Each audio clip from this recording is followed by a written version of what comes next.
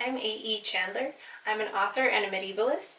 Part of my graduate dissertation at the University of Nottingham was on 13th century English longbows, and today we're going to be talking about 5 myths that have to do with longbows. The first longbow myth that we're going to be dealing with is the myth that the longbow grew up from something called a short bow.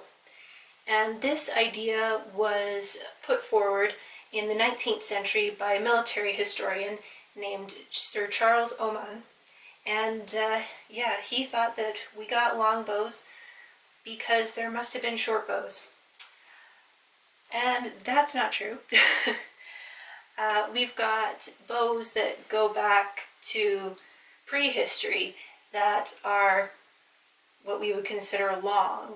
Bows are made basically to suit the person who will be shooting them and working with them. So this bow here is one that I have hand carved, and I am a little bit shorter than an average late medieval Englishman, and this bow is made specifically to me and to my draw length. I draw to the ear like your typical medieval Englishman would have done. And the only difference between this bow and what they would have been shooting with really would be that I left, you can't really see it, I left an extra inch above the string nocks on either side. But basically, this bow in relation to me is what a bow would look like in relation to whoever's shooting it. There were children shooting. I know that children as young as 4 at least were shooting with bows and practicing regularly in the medieval period. So they obviously would not be shooting something like this. They would be shooting a bow according to their size, but that does not mean that it's a short bow or a different classification of bow. When we're talking about the medieval period, especially the 13th century, which is what I primarily study, the term longbow is really anachronistic. And you get people coming in saying, well, if it's shorter than this, then it's a short bow. If it's longer than that, then it's a longbow. And you really don't need those definitions because it's already an anachronistic term. And then you're coming in with random definitions for a term that nobody used at the time anyway. So it really doesn't make any sense to make any kind of a distinction there. The second longbow myth that we're going to be dealing with is also coming from this same theory that the longbow was invented in Wales and came into England that way. And again, not true.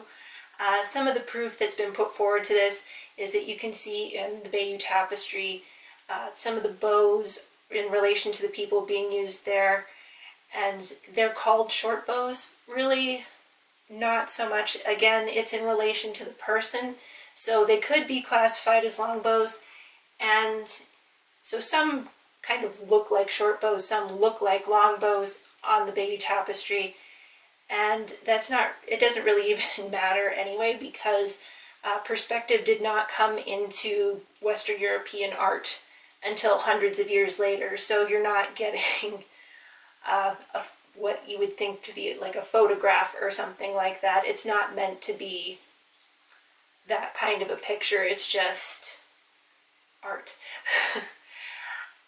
So what we think of as a longbow was present in England and not just Wales. So you'd have bows that would be the size of longbows, not just in Wales at that time, or even earlier. You would have them all over. You'd have them in England, you'd have them on the continent, you'd have them in Africa and North America. I mean, you'd just have them all over. And so they didn't just come from one place. And they didn't just exist in one time.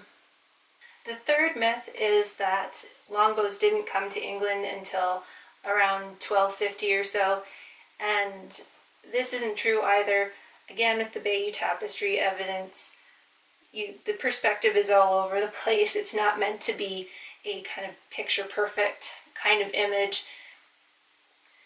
They had similar bows in England and Wales, at that time they had similar bows in a number of countries all over the world.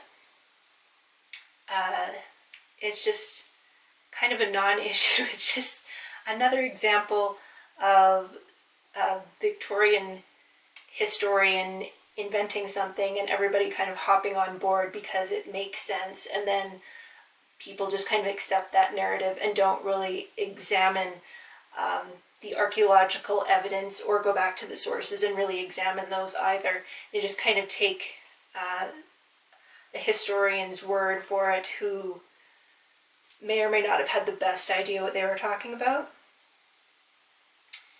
And I think it also feeds into the narrative that history is about a progression, getting better, building up to where we are today.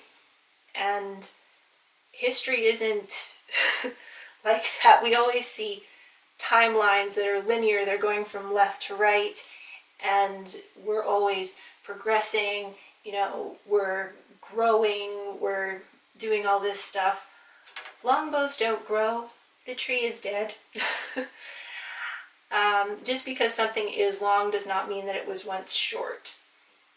So just kind of that idea that's prevalent when people examine history, that something must be something that was so successful, like the longbow in the later Middle Ages, must have come from something that was less successful and must have grown up.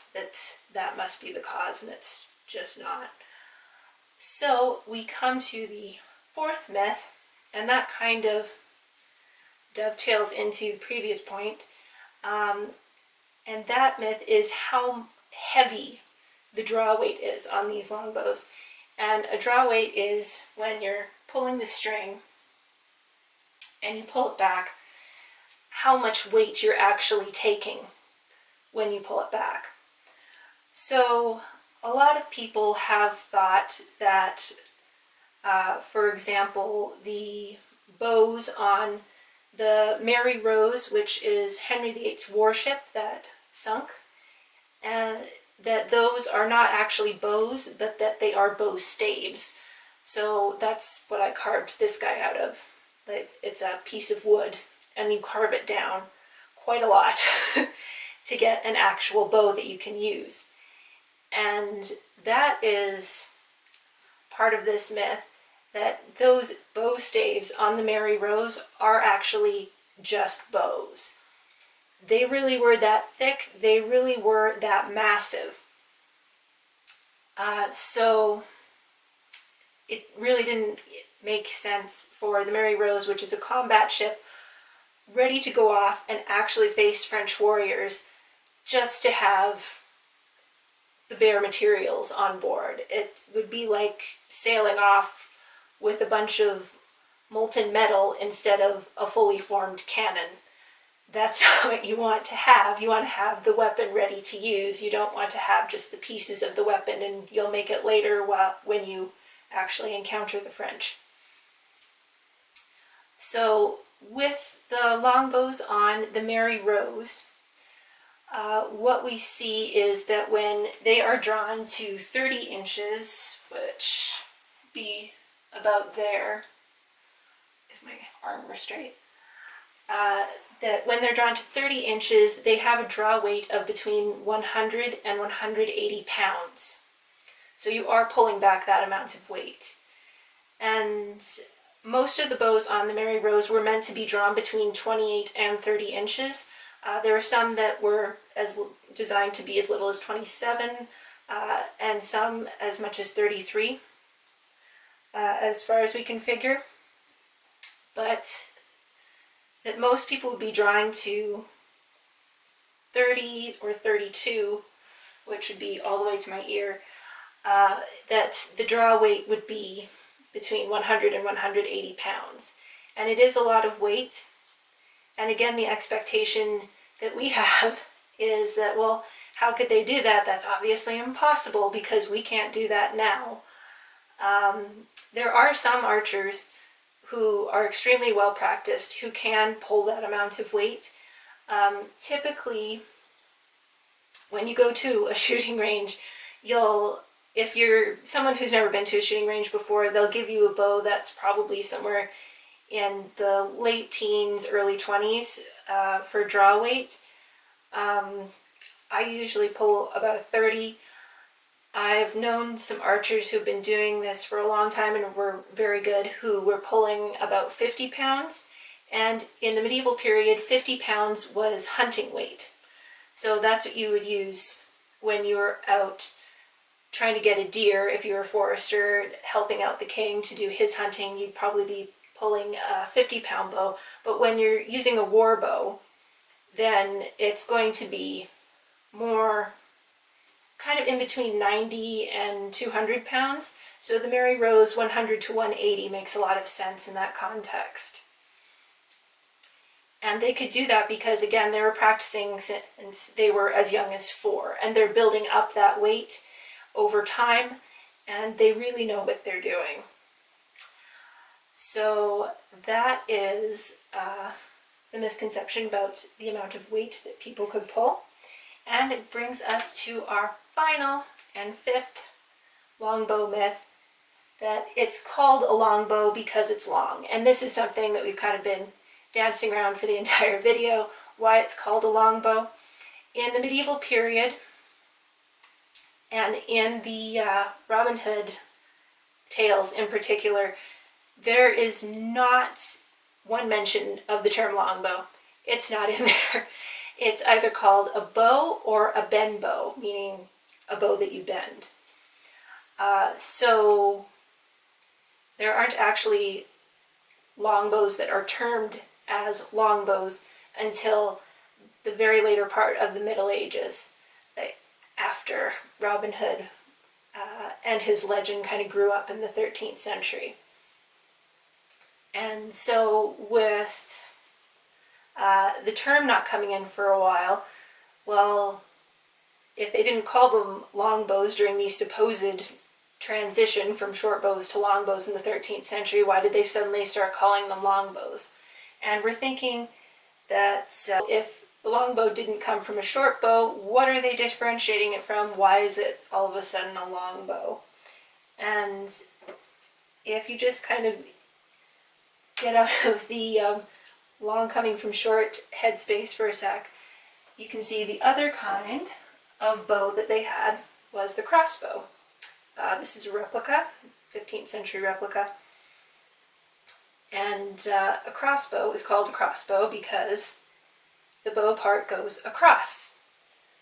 A longbow is a longbow because it goes longwise or lengthwise, up and down. Crossbow, longbow. No such thing as a short bow. And that's where the term comes from. So if you like this video and you'd like to see more original history, you can check out the other videos on this channel. And